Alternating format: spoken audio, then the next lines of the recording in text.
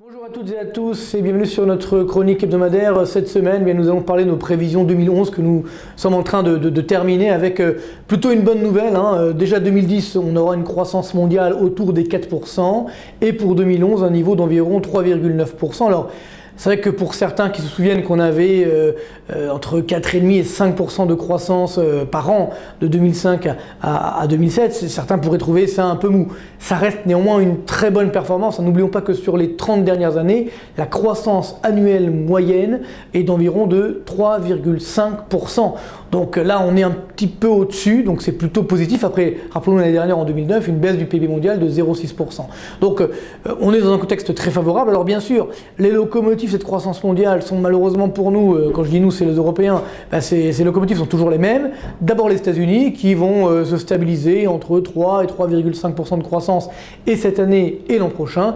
Et puis bien sûr la Chine qui devrait avoir une croissance d'environ 10,5% cette année, donc avec un petit léger ralentissement par rapport à ce qu'on a enregistré en début d'année. Et l'an prochain, on continue de ralentir, notamment via une appréciation de yuan. Donc on sera autour de 1% de croissance en 2011 en Chine. Ça reste là aussi une très bonne performance. Donc un petit ralentissement, exactement dans les chiffres, ça fait 3,9% de croissance au niveau mondial. Alors le problème, c'est qu'évidemment, il manque toujours la zone euro qui est toujours un petit peu à la traîne. Alors cette année, environ 1,5% de croissance. On aura évidemment l'impact des plans de rigueur menés ici ou là, mais la bonne nouvelle, c'est que comme l'euro baisse, ça va nous ramener des dixièmes de points de croissance. Donc on devrait terminer l'année vers 1,5% de croissance, donc en moyenne pour 2010, et pour l'année prochaine, on serait autour des 2,2% de croissance, c'est-à-dire au-dessus de notre niveau potentiel, qui, je vous le rappelle, est autour des 1,5% de croissance.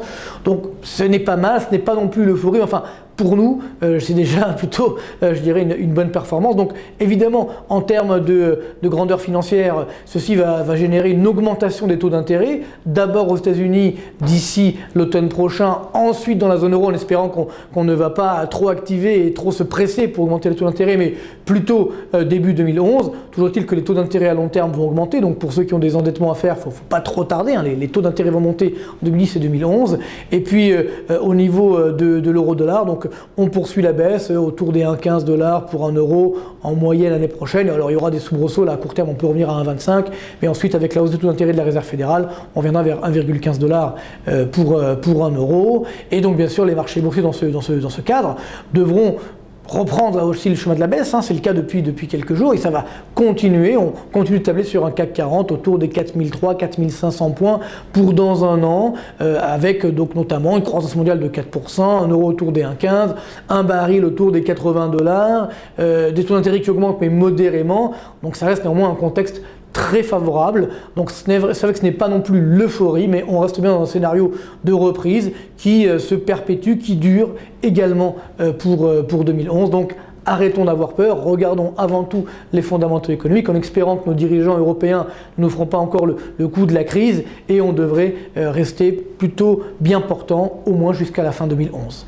C'est ce qu'on peut nous souhaiter en tout cas. Bonne semaine et à très bientôt.